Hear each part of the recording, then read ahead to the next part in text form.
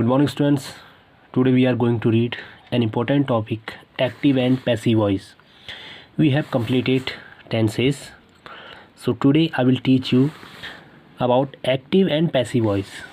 What is active and what is passive voice? Okay, there are two types of voice. जो voice होती हैं वो होती हैं दो प्रकार की मुख्य रूप से. आपने इनको बेसिक क्लासेस में पढ़ा होगा. Okay, first active voice, second passive voice. तो अब एक्टिव वॉइस क्या होती है, देखिए. The subject is given priority by the verb in active voice. ठीक है, जो एक्टिव वॉइस होता है ना, उसमें क्या होता है कि वर्ब के द्वारा, क्रिया के द्वारा सब्जेक्ट को यानी कर्ता को क्या दी जाती है, प्रायोरिटी दी जाती है. यानी क्या दी जाती है, प्राथमिकता दी जाती है. एक्टिव वॉइस में वर्ब के द्वारा सब्जेक्ट को प्राथमिकता दी जाती है. ठीक है, ये इसकी डेफिनेशन हो गई एक्टिव वॉइस की. ठीक है, the subject is given priority by the verb in active voice. Second देखिए पैसिव वॉइस क्या होता है. देखिए, the object is given priority by the verb in passive voice. Passive voice में क्या होता है कि वर्ब के द्वारा ऑब्जेक्ट को प्रायोरिटी दी जाती है, प्राथमिकता दी जाती है. ये हो गया इसमें डिफरेंट. ठीक है, आप इसको लिखिए, आपको ये लिखना भी है. ठीक है, तो ये इसका डिफरेंट हो गया. एक्टिव में क्या होगा, वर्ब के द्वारा सब्जेक्ट को प्रधानता दी जाएगी. पैसिव में वर्ब के द्वारा ऑब्जेक्ट को प्रधानता दी जाएगी. ओके, सेकंड इसका रूल देखिए. The subject in the active voice commits himself to a task but the passive voice is told by whom it is done. देखिए, एक्टिव वॉइस में क्या होता है ना कि जो सब्जेक्ट होता है वह क्या करता है, किसी कार्य को स्वयं करता है. ठीक है, सब्जेक्ट क्या करेगा, किसी कार्य को स्वयं करेगा. लेकिन the passive voice is told by whom it is done. परंतु जो पैसिव वॉइस है इसमें यह होता है कि वह कार्य किसके द्वारा किया गया है. इसमें यह बताया जाता है कि यह कार्य किसके द्वारा किया जाता है. सेकेंड रूल देखिए, when making passive from active. जब हम एक्टिव से पैसिव बनाते हैं, मेक ऑब्जेक्ट टू सब्जेक्ट, तो ऑब्जेक्ट हमारा सब्जेक्ट बनता है, एंड सब्जेक्ट टू ऑब्जेक्ट, और सब्जेक्ट हमारा ऑब्जेक्ट बनता है. एंड ऑफन, और प्राय क्या होता है, बिफोर बाय ऑब्जेक्ट.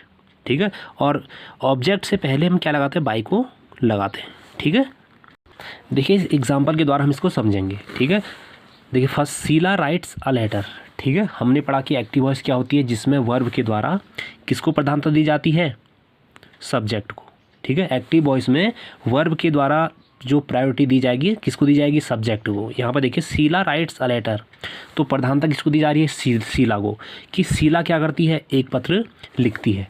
ठीक है, लेकिन पैसिव वॉइस में क्या होता है कि वर्ब के द्वारा ऑब्जेक्ट को प्रधानता दी जाती है. देखिए, ये देखिए, ये पैसिव वॉइस है. ठीक है, पहले इसका हिंदी समझिए. देखिए हिंदी में क्या कह रहा है, देखो, शीला एक पत्र लिखती है, ये एक्टिव वॉइस है. ठीक है, तो शीला क्या है, इसमें शीला को प्रधानता दी गई है, किसके द्वारा, वर्ब के द्वारा.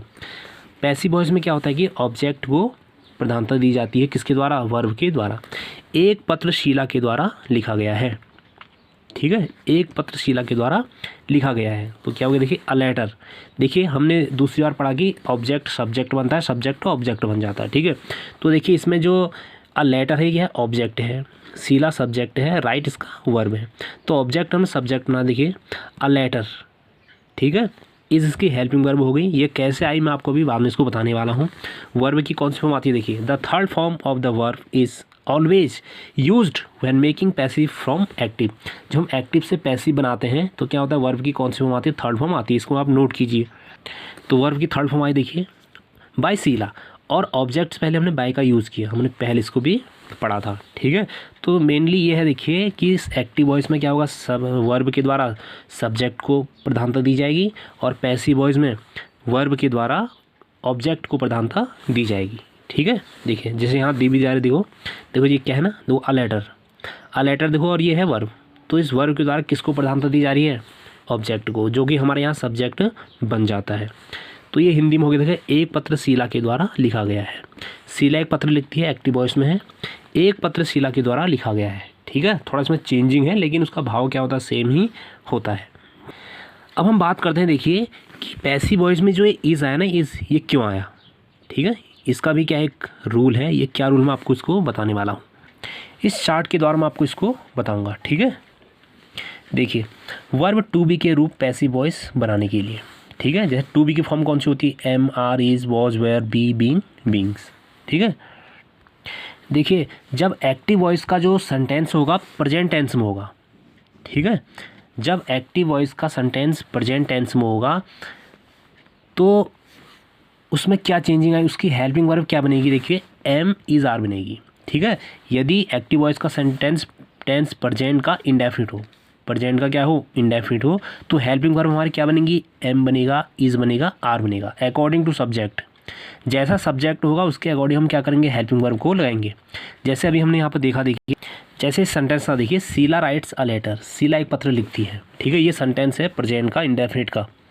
ठीक है, इसीलिए हमने पहले टेंस पढ़ लिए हैं, टेंस आने जरूरी हैं तो हम एक्टिव वॉइस बना सकते हैं। ठीक है, तो देखिए ये था प्रेजेंट का, इंडेफिनिट का, इसलिए हमने ये हेल्पिंग वर्ब कौन सी लगाई है, इज़ लगाई है। ठीक है, प्रेजेंट इंडेफिनिट का सेंटेंस होगा तो हेल्पिंग वर्ब हमारी कौन सी रहेगी, इज, एम, आर रहेगी। क्योंकि यहाँ पे इज़ लगा रहा है, क्यों लगा रहा है, क्योंकि अ लेटर है, क्योंकि हमारा जो ऑब्जेक्ट है सब्जेक्ट बन रखा है अ लेटर। ठीक है, एक पत्र। अब एक पत्र के साथ हम आर तो नहीं लगा सकते हैं, अ लेटर आर नहीं हो सकता, अ लेटर एम नहीं हो सकता, अ लेटर इज इसमें हमने लगा रखा है। ठीक है, देखिए a letter is written by Sheela, verb की थर्ड फॉर्म लगती है हम जानते ही हैं, और ऑब्जेक्ट्स पहले बाय लगाते हैं, ये हम जानते ही हैं। ठीक है, तो आज के लिए आपके लिए सिर्फ इतना ही है, कल को आपको इसके कुछ और एग्जाम्पल मैं आपको बताऊंगा। Okay, thanks.